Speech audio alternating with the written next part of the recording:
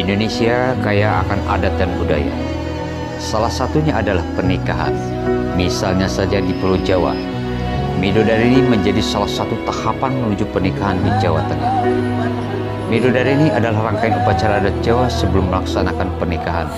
Tak jarang, banyak orang menyebutnya sebagai malam pangarip-ngarip, yakni malam terakhir masa lajang bagi kedua mempelai. Pada adat pernikahan Jawa, Midodareni adalah malam sakral menuju puncak pernikahan. Malam Midodareni di mana calon mempelai pria datang menghantarkan hantaran atau serah-serahan ke calon mempelai wanita.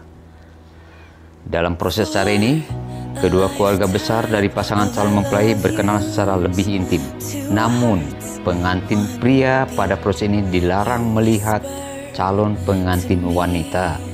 Dan bagi calon mempelai wanita, ia harus bersembunyi atau dipingit di dalam kamar hingga hari H pernikahan. Adapun susunan acara Midodareni antara lain, yang pertama adalah jonggolan atau seserahan. Tujuan utama dalam hal ini untuk menunjukkan bahwa calon pengantin pria dalam keadaan sehat dan hatinya telah mantap untuk menikahi putri mereka. Calon pengantin laki-laki datang bersama dengan perwakilan keluarga besar sambil membawa berbagai seserahan dalam bentuk bingkisan. Seserahan tersebut berisi barang keperluan sehari-hari antara lain peralatan mandi, pakaian, tas, alat makeup atau kosmetik, buah-buahan, dan jajanan atau makanan tradisional. Dalam tradisi Jawa, seserahan harus diberikan dalam jumlah ganjil. Seserahan tersebut nantinya akan diserahkan oleh wakil dari keluarga laki-laki kepada keluarga perempuan untuk disimpan di dalam kamar pengantin. Di kala ini, calon pengantin laki-laki tidak diperbolehkan bertemu calon pengantin wanita karena wanita sedang dipingit dan tentunya berdiam diri dalam kamar tentunya. Dan yang kedua adalah tantingan. Langkah berikutnya dalam Midodareni adalah malam tantingan. Ini merupakan malam yang sama dari proses sebelumnya. Setelah calon pengantin laki-laki datang meminta restu, ini saatnya dari pihak perempuan menerima atau menolak kemantapan dari hati calon pengantin pria. Saat malam Midodareni, calon pengantin wanita tidak diperbolehkan untuk keluar ruangan selama waktu yang telah ditentukan karena dalam masa pingitan. Karena itu, kedua orang tua akan mendatanginya untuk menanyakan kembali kemantapan hatinya untuk berumah tangga dengan menerima lamarannya. Setelah itu, pengantin perempuan akan ikhlas dengan keputusannya dan menyerahkan sepenuhnya kepada orang tua. Dan yang ketiga adalah kembar mayang. Pada malam Midodareni ada yang dinamakan kembar mayang. Kembar mayang adalah pasangan hiasan dekoratif simbolik dengan tinggi hampir satu badan manusia. Dalam pernikahan adat Jawa, hiasan ini dibawa oleh pria atau wanita dan mendampingi sepasang cengkir gading yang dibawa oleh sepasang gadis. Kembar mayang ini menurut studi humanistika milik para dewa yang menjadi persyaratan, yaitu sebagai sarana calon pengantin perempuan berumah tangga. Dalam kepercayaan Jawa, kembar mayang hanya dipinjam dari dewa, sehingga apabila sudah selesai akan dikembalikan lagi ke bumi atau dilabuh melalui air. Terdapat dua kembar mayang yang diberikan, yakni Dewandaru dan Kalpandaru. Dewandaru mempunyai arti wahyu pengayoman, makanya adalah agar pengantin pria dapat memberikan pengayoman lahir batin kepada keluarganya. Sedangkan Kalpandaru berasal dari kata kalpa yang artinya langgeng dan daru yang berarti wahyu. Maksudnya adalah wahyu kelanggengan agar kehidupan rumah tangga dapat abadi selamanya. Yang keempat adalah Caturweda. Prosesi selanjutnya dalam Midodaren yaitu penyerahan Caturweda.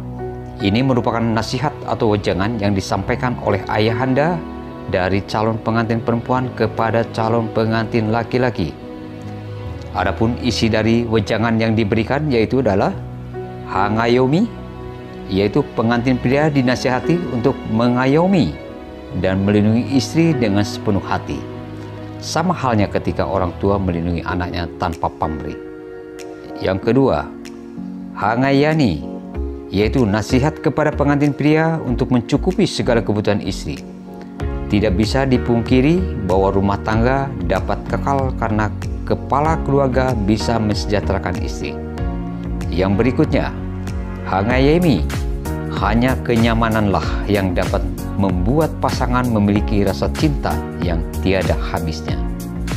Yang berikutnya, hanganti, laki-laki harus bisa menjadi pemimpin bagi keluarganya yang nantinya akan menyetir semua perjalanan. Pria harus menuntun atau memimpin rumah tangga bersama istri dan anak-anaknya. Seperti namanya, Caturweda berisi 4 pedoman hidup. Pedoman ini diharapkan bisa menjadi bekal untuk kedua calon pengantin dalam mengarungi kehidupan berumah tangga. Wejangan ini dimaknakan jika dalam menjalani pernikahan selalu ada pedoman yang perlu diikuti demi menjaga keharmonisan rumah tangga selamanya. Yang kelima, wilujungan manjemukan. Usai proses Caturweda, malam Midodaren ini ditutup dengan wilujeng manjemukan. Dalam hal ini, yakni proses ini silaturahmi antara dua keluarga calon pengantin untuk merelakan anak dalam membangun rumah tangga bersama. Lalu kemudian, keluarga calon pengantin perempuan menyerahkan asal-usul dari seserahan yang dibawa. Dan ini merupakan barang-barang seperti seserahan pada umumnya, yakni pakaian dan sebagainya. Serta diserahkan pula sebuah pusaka atau keris yang berarti bahwa mempelai pria diharapkan untuk menjadi pelindung bagi keluarganya mereka kelak. Usai malam Midodaren ini, rangkaian upacara adat Jawa ini belum juga selesai, karena masih ada beberapa rangkaian upacara lainnya yang mesti dilakukan menjelang acara pernikahan kedua mempelai, yaitu yang keenam, balang gantal. Setelah malam Midodaren ini, ada beberapa rangkaian dalam tradisi pernikahan Jawa berikutnya.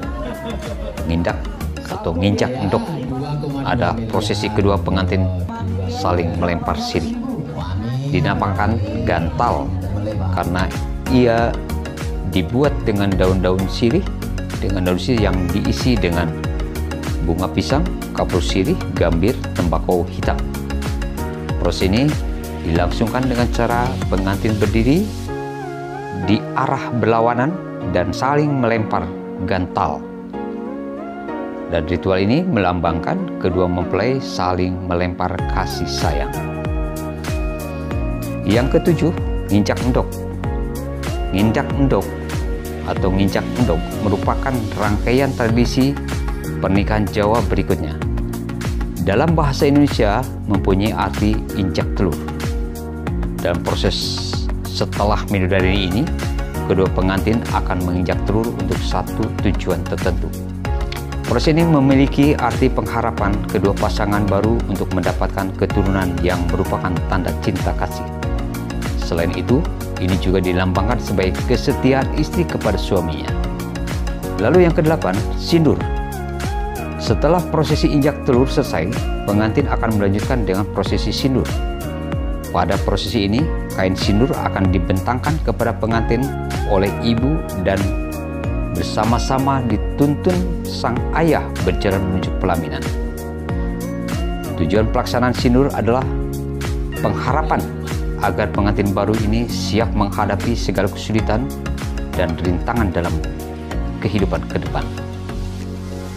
Lalu yang kesembilan, kacar kucur. Sebelum prosesi kacar kucur dilangsungkan, ada proses timbangan di mana pasangan pengantin duduk di pangkuan ayah mempelai wanita. Setelahnya baru dilangsungkan proses adat kacar kucur, yakni mempelai pria akan mengucurkan biji-bijian dan uang koin yang disimbolkan sebagai penghasilan. Ini menunjukkan pria bertanggung jawab untuk memberi nafkah kepada keluarganya.